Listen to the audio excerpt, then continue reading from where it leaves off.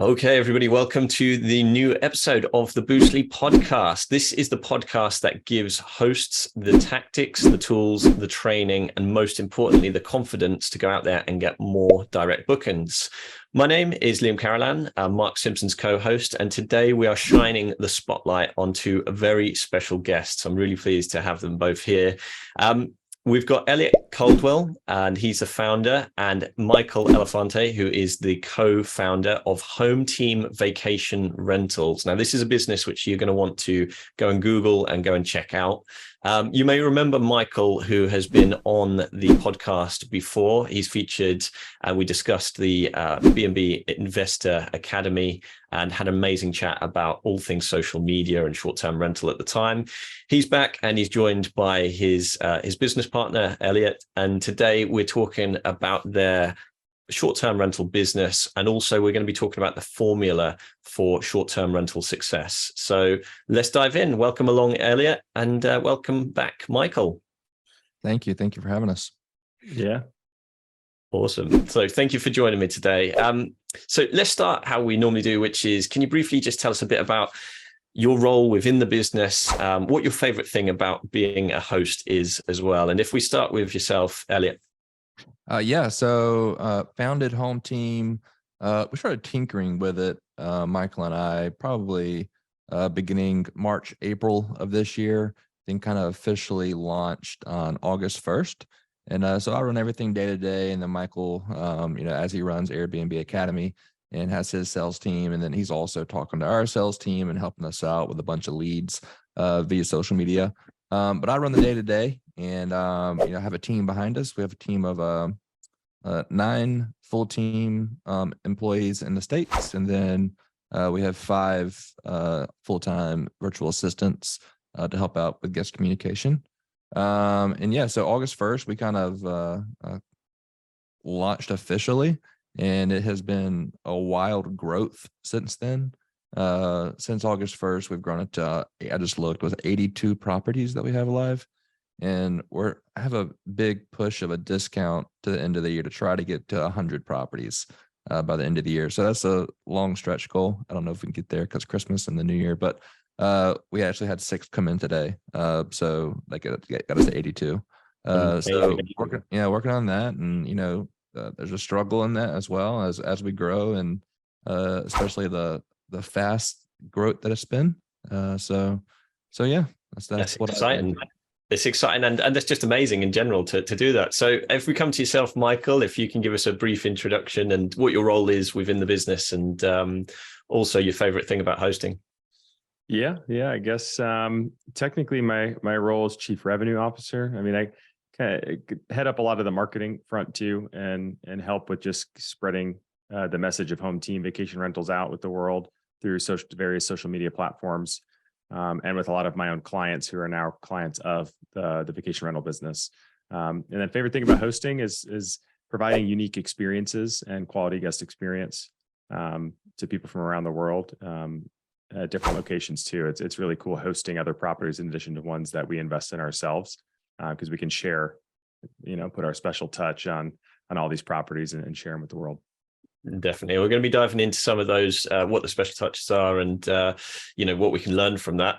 So let's just hear a little bit more about the business itself. Elliot, whereabouts is the hospitality business? Is it, and you mentioned the 82, are they sort of spread across a lot of locations, and what sort of guest avatar do you tend to host?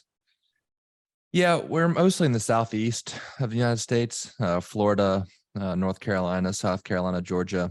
We have a few properties in Seattle, Washington, some in Scottsdale, Arizona, New Hampshire, Maine, kind of spread out. We have no problem being a nationwide company and leveraging technology to best service across the country. And I would say our most popular avatar is a family, and building family experiences. We have larger homes, not many studio 1-bedroom homes, but more 3, 4, 5+ bedroom homes.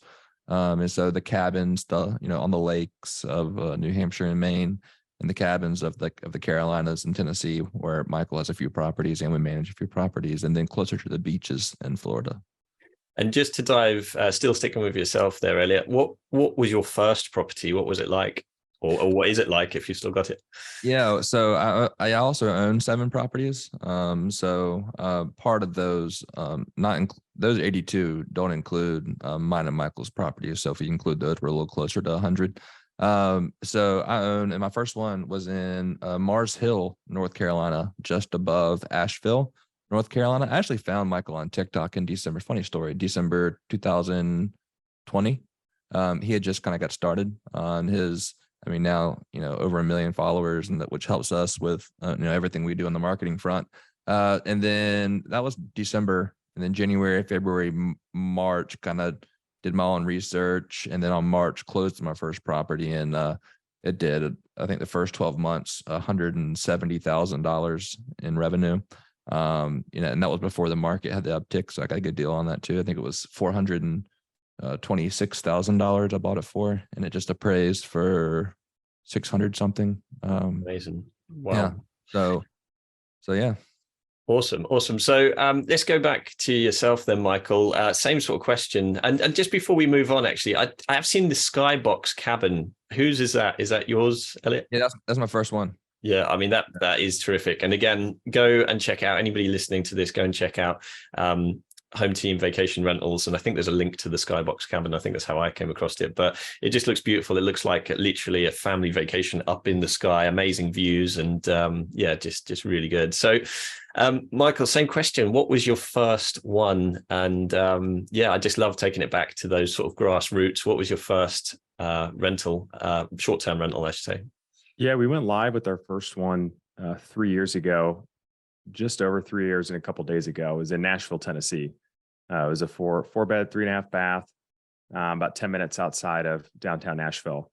And we cater a little bit more towards bachelorette parties, special occasions, some family travel, but most of the time it's like the special occasion or special event type groups that are coming in and booking that place. Nice. So from humble beginnings to amazing, amazing things, but which both of you. So let's talk about the formula for short-term rental. So in your own experiences, but things that people will be able to learn from. Let's start with what you considered when you first went to invest and where to invest. How did you decide on what to on what areas to really go for? And if we stick with yourself first, Michael, on this, and then go to Elliot afterwards. Yeah, I think for me, there's really 2 different types of markets: the urban markets, which are more, around metro or city areas, and then the traditional vacation markets, so mountains, beaches, lakes, things of that nature. For an urban market, which is where I started in Nashville, I really look for 2 key things. One is a strong tourism, but that's also trending upwards, and then a growing population. I think a growing population is going to bring in new business investment, and it'll be a more fruitful investment for the long term, not just today. And then the growing and steady tourism is obviously what's going to help support some of the higher average daily rates that we're looking for in a property.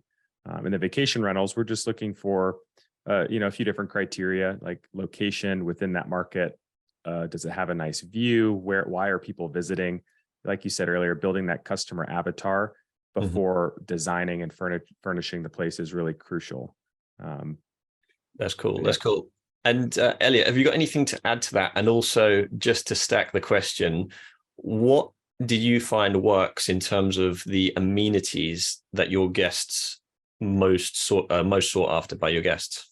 Yeah, I think, adding on to Michael, leveraging data has been key for Michael and I, especially on AirDNA. And then, me and Michael, we put in together 2 offers the past month, and those offers were based everything Michael said, but mainly looking at AirDNA, looking what the numbers were, and making that right decision. But making a place stand out is huge, whether that is adding a fire pit, adding a putting green. Down here in Florida, we've had a local guy that'll do a putting green. We tried to do one we did one on one of our first properties that we managed, and it was like $8,000, and I thought that was ridiculous. I found the local guy to do an even better job for like $2,500. And so we put as many putting greens as we can, especially down here where we live in Florida. We're close to the Valspar, it's a PGA tournament, the Copperhead course in Palm Harbor, Florida. And so a lot of people come down in February, March. So we want to, so it's a high rate at that point. And so we're going to be one of the first ones to get booked because, of course, golfers coming down, they want to have a putting green in the backyard. So yeah, anything you can do to stand out and be creative, whether it's, I've seen soccer fields, you've seen par 3 courses or par 3 holes, and obviously that takes a lot of space. But trying to be creative, trying to be the first one to do something, I think is important. That's so cool. That is, I mean, like you say, you're thinking about why people are coming is probably, golfing tournaments. They're going to enjoy that side of things. And just to have a putting green is so cool because I don't know I think you're the first person who said, hey, a putting green in the back garden. Do you know what I mean? That's really cool to have. So when you got started with your own properties, obviously your day-to-day roles and the team would have looked very different. What has changed in terms of your team and also your perception of what you need to grow, the difference between managing just a few short-term rentals to now what you're doing, which is really scaling a big business? It's hard because, our 7 properties now are like our babies. So it's hard to, give that responsibility to someone else. And, but at the same time, it's impossible to run almost 100 properties while focusing on, what this guest said, what that guest said.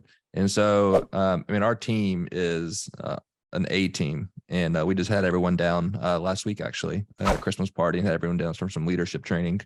And I wouldn't trade any of them for, anyone. And so really leaning on them and then leveraging technology.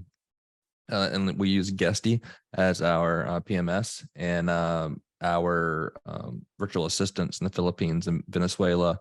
Now we have 24/7 customer service because they're 12 hours ahead.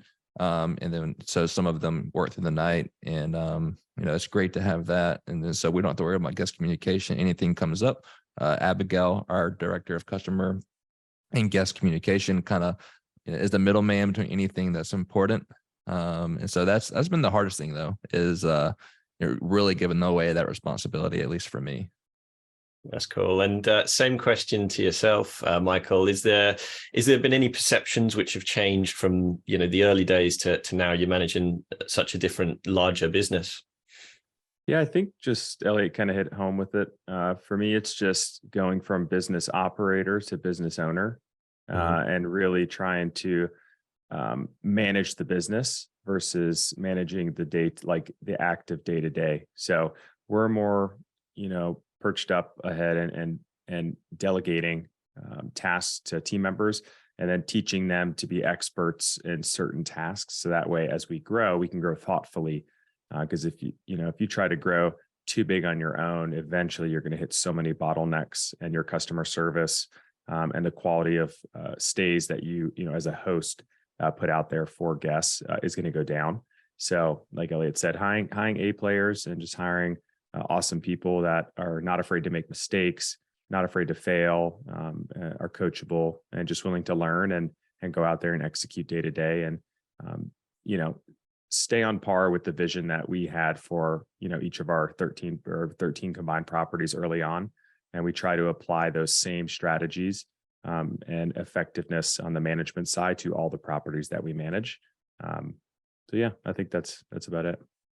And sticking with the team side of things, so was there in the early days when you're sort of looking after, like you say, the day-to-day operations compared to now when you're in the business, was there a particular hire at a certain time which you go, hey, I'm so glad I did that hire at 30 properties or at 40 properties? Is there one that sticks out at all, if any? God, there's so many. Yeah, I would say our director of guest communication, who I've already mentioned, Abigail. She is me and Michael are like, Abigail, you're working too hard. But she's having a baby in March, and so we're worried about that. But being able, that's the hardest part in this business. And some people like it and some people don't. And not to say I don't like it, but it is tough, when especially I have a 3-year-old and a 1-year-old, and hey, hold on, quit crying. I got to talk to this guest real quick. And they're like, they don't understand that, right? And so I think that's been being that, having her as a buffer in between us as well. That's been good. And that was a director of guest communications. Then what sort of level of properties would you say was the right time to bring somebody like that on? I would say as early on as possible. I mean, if you're a business owner listening, your math and your accounting better than I do. And so as soon as you can afford to bring on someone to that matter, I would do it as soon as possible. Amazing. And is there anything to add, Michael, in terms of a hire, of a particular hire that you'd say, hey, do this one at this stage? No, I think guest communications is probably the toughest. It's a tough position to fill because guest communication is really critical to hosting.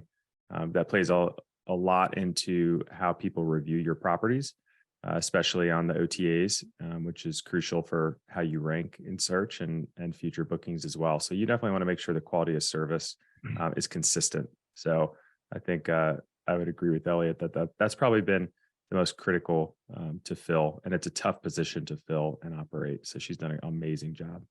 That's cool. And then sticking with yourself, Michael, we mentioned tech and you use Guesty as your PMS. Is there a piece of tech which is your favorite, or one that you just go, do you know what? I'm so glad we've got that. It does this, but this is, it solves this problem for me. And if so, what would it be and why? Probably dynamic pricing software, because it takes a lot of the guesswork, and a lot of the older PMs, it's not hard to compete with them and really dominate a sector of a market. Because if you're just pricing the same price every single day, like a traditional vacation rental would the whole year. Like I looked at one today as a comp for a property for a client, and we were looking, and they had the same price the weekend of July 4th on a lake as they did like January, the second week of January, the coldest part of the year. And I'm like, that doesn't make any sense. You're not going to get booked at that price in January, and you're probably not charging enough in July.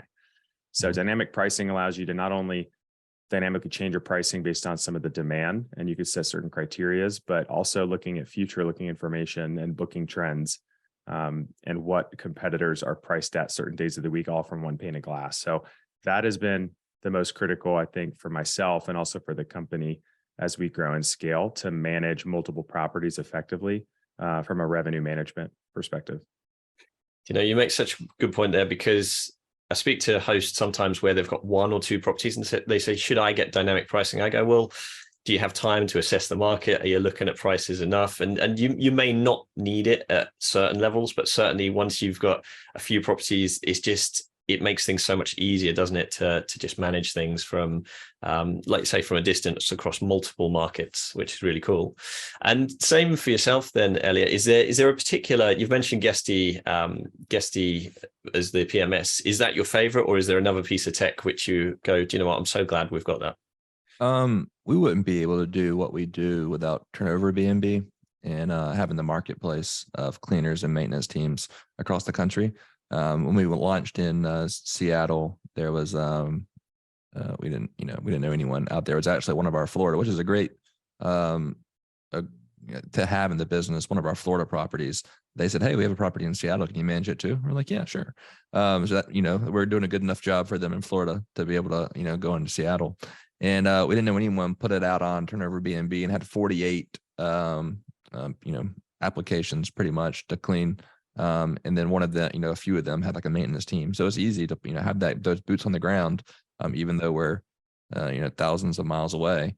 And to be able to launch in Seattle. Now we've picked up a few more there just by doing a good job there. You take, all it takes one, you do one, you do a really good job, work this out. And, that's how growth happens. That's cool. Get the foot in the door with the one, and then grow from there. And you brought us on really nicely onto kind of the mindset that you need to have around short-term rental, because I talk to hosts sometimes who are comfortable managing just one, maybe two, some managing a few, others like yourself who are happy to manage across large distances and multiple different properties, different markets and things like that. What would you say is and sticking with yourself here, Elliot, what would you say is the key things that you need to have mindset wise? Is there any skills or traits that you would say that you've brought with you from either previous careers and maybe before you got into this business, which has really helped your mindset, or is it something that you've learned along the way?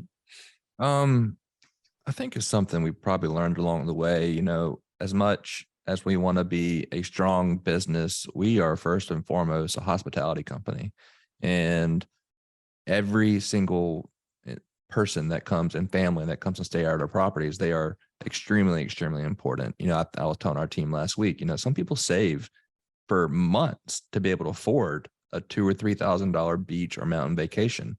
And that is special. You know, maybe their only vacation of the year. And so I think really being client focused and guest focused, not necessarily worrying about the revenue, you know, how much money we're making. If we take care of our guests, if we take care of our clients, we feel that in the end, our revenue will be where we want it to be. I really like that, because too many people see guests as a number, not as an experience. And like you say, people will have saved. This could be their only holiday. So yeah, really, really good point. And going across then to Michael, what would you say to somebody? Let's just rephrase the question. What would you say to somebody who is worried about managing in other areas? You know, who is, we've just mentioned Turnover B&B helps you with that marketplace, with finding people in those places. So what would you say in terms of mindset if somebody was worried about managing from too far? What advice would you have for them? Yeah, I would say, kind of go back to what I said earlier, you know, you have to take yourself out of the business and work on the business. So you're not working on the day-to-day as much. Even if you started local, I mean, if your goal is to scale, think if you scale to 10 or 20 properties, you're going to have to delegate work and outsource and systematize the business regardless of where the properties are located. And that's something that I found early on was I would try and do some tasks on my own when I lived close to my properties in Nashville, but then we traveled for a year and it forced us to manage everything remote, and nothing really changed for us, you know, because we had established those systems before we left. So I would say that's the mindset shift you have to adopt, is to systematize it in a way, leverage tech and software in a way that can automate as much as possible, and then lean on certain resources like your cleaners, your handymen, to be your eyes on the property and make sure everything is kosher before each group of guests checks in. Amazing. And one of the things which I've been really impressed with, obviously, is the speed of scale that your company's gone, that Home Team Vacation Rentals has really scaled. So looking at that side of the business, if somebody wants to scale, what are the things that you need in place to be able to scale in the way that you have? And if we stick with yourself, Michael, and then go across to Elliot. Yeah, I think you need to have a good team in place, or at least start to hire 1 or 2 people, even if you can still handle things yourself. If you were to start taking on, let's say you bring on a client with 1 property, it's one thing to onboard a property and then you have to stand it up, then you have to manage it. There's different pieces to the puzzle. So once you start to get investors that, hey, I have a 5 or 10 property portfolio, onboarding 10 properties is a job for one person to focus on for like a week, right? Mm-hmm. And you have to delegate that work to someone who teach them to be the expert in it. Once those properties are onboarded, okay, now we have to manage it, manage the revenue, dynamic pricing, marketing. So as we've grown, we have a director of marketing, we have a director of guest communications, we have a project manager who does a lot of getting the property ready, like finding cleaners, things like that, making sure it's furnished right. And then we have one who does a lot of the sales calls, talking to new investors or homeowners that are interested in working with us. So you really have to start to carve out the different sectors or segments of your business and then start to staff it in a way that enables you to grow. Because eventually, like we were saying earlier, you're eventually going to reach certain bottlenecks that you're not going to be able to, you're going to run out of time every day. And then the quality is going to start to go down. So you're going to eventually have to start hiring. So I would say hire like 1 key person who can help you with everything, and then figure out what they're really good at. And as you scale, hire a second person, a third person. I think that's what we've done quite well. And Elliott's done a great job, taking responsibility of training the team, making sure they're doing things correctly.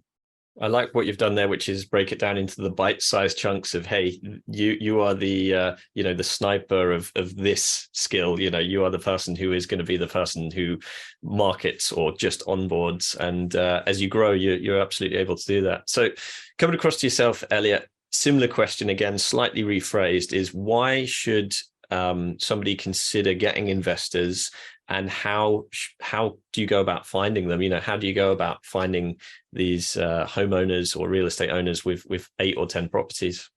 Yeah, I think, there's two things. One, obviously, Michael helps out a lot of that, putting, posts on his stories and Instagram and TikTok. And so that's one way of doing it. But then two, how I just mentioned, you do a great job. People are going to hear about it, and the word of mouth is going to go. And obviously our director of marketing does a really good job on, putting not just our guest reviews, but also our testimonials from other owners. And so it's the word of mouth through testimonials and doing a great job. You do a great job once, the word's going to get out, and it's just going to multiply. All right, now there's 2 people, and then they're going to get 1 person. Now there's 4. Now those 4 are going to get 1. Now there's 8, and it's just a 10x game at that point.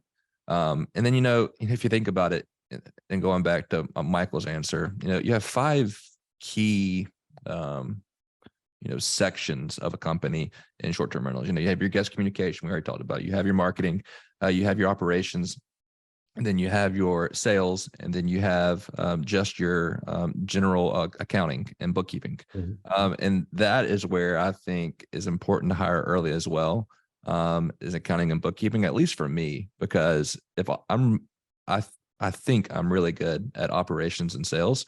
So if operations need some help, I can slide in there. If sales needs some help, I can slide in there. I am awful at accounting, bookkeeping, because it takes someone that'll sit there for longer than an hour and not get distracted, not see a squirrel over there, and all of a sudden talking about squirrels. And then so that was important for us to hire that early on, to hire, and I would say that for anybody, take what you're good at, and then find out what you're not good at. Hire what you're not good at first, whether that's guest communication, general operations, or sales, or bookkeeping. Hire that person first, especially if they can also be a kind of Swiss Army knife. We have a few of those. We're growing so fast, and we're still on the smaller side of a team, so we have a lot of Swiss Army knives right now. That resonates with me about putting off the bookkeeping. I will do anything to be distracted from doing the bookkeeping, and that's why I've got a bookkeeper now and accountant. Yeah. You need these people on the team, don't you, to stop yourself from losing time doing the stuff which is just not where your skill set lies. That's really cool. Especially now with this time of year and going in the next year and getting 1099s out. You get 1099s out to all your owners. Anybody, all your cleaners, all your maintenance people, you start doing 80, 90, 100 properties. It's a lot of 1099s into your employees and everything. And so if you're not, structured well to have that, as you go throughout the year, everything organized and everything clean, you're going to be in a mess of trouble, trying to, working some long nights, trying to get everything together before. I think they got to be out before like January 30th or something. So yes, like you say, it is a lot of responsibility, but with the right team in place, you're able to do that. So talking about team, obviously you're both sort of business partners.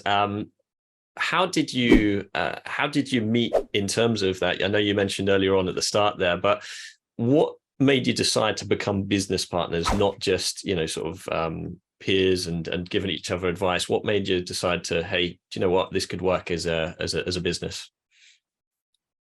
Go ahead, Mike. So Elliot reached out to me early on. Really, it was right on the brink of when I started doing coaching for short-term rentals. He reached out, and I think we hit it off. We both played baseball through college, so just having that college athletic background and similar mindsets there had a lot in common. And he invested some money in some coaching, and that's really all he needed. He's coachable and took what he learned and blew it up. As he mentioned earlier, he scaled to 7 properties in 2 years, doing amazing numbers, amazing cash flow. And I personally had never wanted to get into the management business because I was always under the mindset of, well, I'm going to manage myself personally, because there's so many bad legacy property managers out there. Not that they're bad people or you have a bad business, but they have not adapted to a new way of operating in the short-term vacation rental space. So there's a lot of inefficiencies there. So I like to teach people how to self-manage, but there does come a time when you should probably consider outsourcing to a property management organization. So Elliot approached me. He's doing a great job for some people he was doing more like co-hosting management for. And he's like, hey, what if we, really scale this as a full-blown property management company? And at first I was like, nah, I don't think so. I don't know if I want to do that. And then he started to break down some of the numbers. I was like, actually, it's a pretty great business model. And I think we could do a great job. And Elliot's great at team building and operations and all that. And I think I can just help add fuel to the fire, which is why I think he was interested in working with me in the first place. And all it is deploying the same strategies that helped him and I both be successful early on, and then deploying that for our property owners to hopefully, our goal is to increase the revenue for their property so much that if they're already using a PM, our service essentially is for free, you know? And if they're self-managing, hopefully we can do as good, if not a bit better, again, to try and make almost our management service for free at that point and completely passive for them. But our goal is to maximize the ROI and return on investment that our homeowners have put into their properties. They've invested a lot of money into these properties. So we want to make sure we do a good job for them, but not to get off track. But I think that initially early on, just having similar backgrounds and mindsets and work ethic, and we like to joke around a lot. So we just get along super well. And after getting to know each other for a couple of years, it was an easy decision, in my opinion. Nice. Anything to add to that, Elliot? Yeah, no, I think, me and Michael, it's scary getting, we knew each other, but by no means were we like best friends or boys or anything. And so, it's hard and maybe scary to get into business with someone you don't really know. But it couldn't be going better, at least in my opinion, than I could imagine. And, our wives, love each other.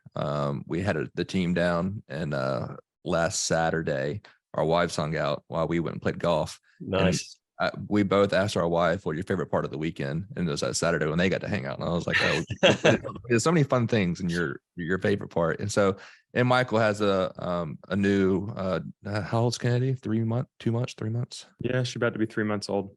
He's almost 3 months old. And then I have a 3-year-old and a 10-month-old. So we're very, have the same thought process of being family centric. And, it's actually one of our company virtues. And so, we're very, if we do amazing business, even if we already called $1 billion in revenue, but we lose what we have at home, like none of that's worth it. And so we both take that to the heart a lot of, making sure we put our family first. And so that's been good for us as well. So I really like that. And it's obviously everything you're doing is with intent. Now you can clearly see that's working and scaling, which is really cool. And like you say, having some of the virtues within the business. I can remember, Michael, one of the answers which sticks with me from our previous chat was, who would you take to dinner? And your first answer was your wife. That was a really good.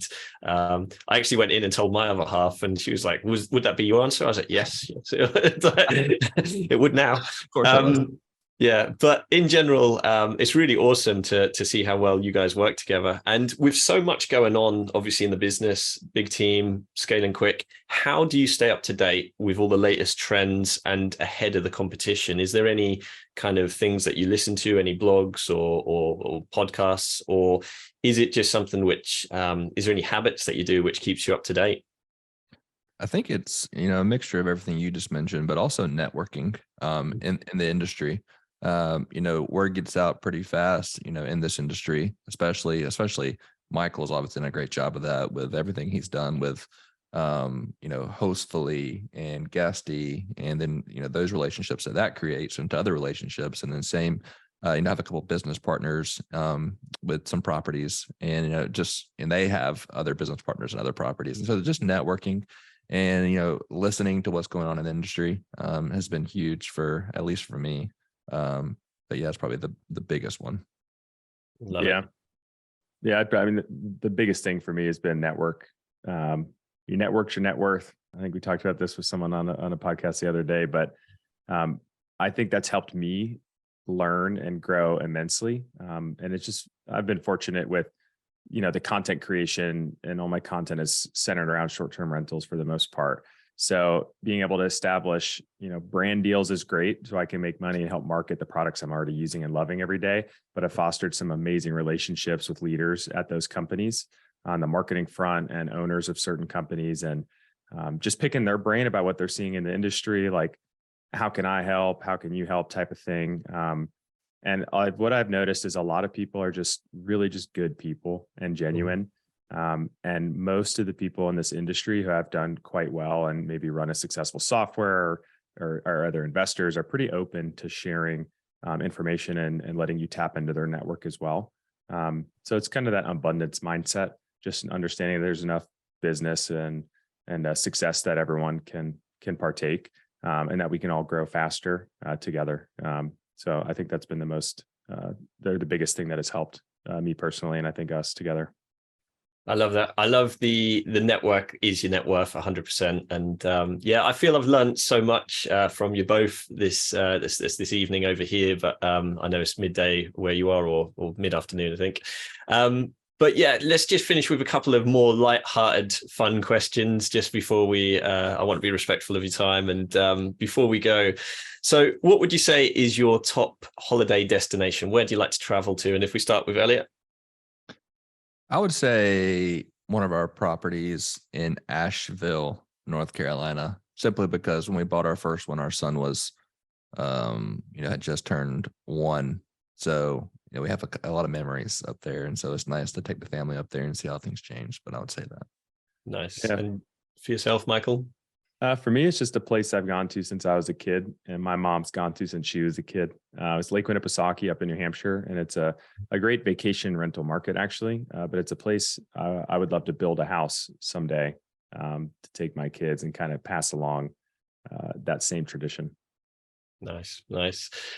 If you could, this is more of a random question, but if you could travel back to any time period, including travel forward to the future, which time period would you travel to and why? And we'll start with Michael on that question. Sorry to put you on the spot. Oh man, any time period? Any time period, yeah. Any moment in history and anywhere in the world. That's a good question. This might sound weird, but like the Roaring 20s in New York City, maybe. Nice. I love, and this is a weird way to answer this, but I love seeing old video or photos of how people dressed up every day. And I wear like sweatshirts and shorts every day. Like I'm kind of a bum when it comes to that, but people would wear a full on suit with like a hat, even to like sporting events. The whole crowd was in a suit and tie. It just looks so cool to me. But yeah, I don't know. That's one of the time periods I think would be cool to go back and experience for a little bit. And also before all this tech existed, I think it'd be nice just to see what the interactions with people were like before first looking at your phone. I like it. I can picture it as you're saying, there's the well-dressed, right. Sort of, yeah. Like the Peaky Blinders kind of look, Yeah. Oh, brilliant show. Same to you, Elliot. What time period or any time period and anywhere in the world? Yeah, I think, we've had a lot of good success with short-term rentals. So I'd go back to like 2011, 2012 and kind of the beginning of short-term rentals and buy as many as I possibly could from then to now. And if I would have bought as many as I could in 2011, I probably could retire and never worry about money again right now. If only in hindsight, if only we knew at the time. Yeah, amazing. So we always like to end with this question. And Michael, since we asked you the motto last time, and I can remember you saying it was "Why not us," which was an amazing motto. Why not up the us? What we're going to ask you slightly different is who inspires you and why. Oh man, that's a good question. I mean, I feel like a lot of people inspire me. I guess like an easy way out, but usually I think of my parents, I mean, they have a strong relationship with each other, family focused, have always worked hard and kind of preach things like do the right thing, and treat people well, So I think just taking some things that I didn't even know I was learning when I was younger and just implementing in my own life has helped me tremendously in both relationship, friendships, and business too. So yeah, I really like that. Yeah, that's a good answer at the end of the day. That's cool. And for yourself, Elliot, if we go with the question which we always ask, which is there a motto or a mantra which resonates with you or inspires you? Yeah, I'm a really big Michael Jordan fan, and I just feel like over the course of his career and even now, he has so many like "don't be afraid of failure" quotes. I think I'm gonna butcher these, but I think he said, the key to success is failure. Then he said, I've missed more than, I think it was like 9,000 shots in my career. And then you hear all the baseball stats of all the big important baseball players that have failed and struck out, more than any time more than anyone. And I think that's just important. Like, don't be afraid to fail and take action. And you might fail, and that's okay because you'll stand back up. It's like Rocky. It's not how hard you hit; it's how hard you can get hit and keep moving forward. And I think big Rocky fan too, by the way. And I've got that quote behind this camera. Yeah. Who's not a Rocky fan? But it's important because this world's going to knock you down, and it's going to keep knocking you down, and it's going to keep knocking you down. Me and Michael can say we've had all these great things, but we've been knocked down before. And so, I mean, those stories we could tell Airbnb stories and VRBO stories all day long about being knocked down. We actually were outside my backyard talking about stories like that. And so, but we got back up, dusted ourselves off, and then, and that's how we'll handle everything moving forward. So, yeah. One of those quotes I think that I liked the most from MJ was, you miss 100% of the shots you don't take. Yeah. Yes. Yeah. And that's what most people, like, you never want to be the guy at the dinner table in your friend group for 50 years, knowing everything about something, but have never tried it or take action. Yeah. 100%. I love I could keep this going for a while. I've really enjoyed doing this, and that's a great theme, Elliot, about we could talk about Airbnb horror stories at some stage, do an entire show about that, because that could be cool. But Michael has the craziest stories. I don't have that too many crazy stories. Like, I have okay crazy. Like, Michael has some insane stories. So yeah, maybe one day. We are definitely having you both back on for that then. 100% if you're up for it. So that brings us to the end. Thank you so much. Before we go, I've got to ask, how can we get in touch with you? How can we follow you? What's the best way to do so? Yeah, we have our director of marketing does a great job on Instagram and all our social platforms. But Instagram is where the most, DM us on Instagram. And most of the time it's me replying to more of our owners or investor DMs. Then we have a guest team that responds to guests sometimes on there. But yeah, Instagram at Home Team Vacation Rentals.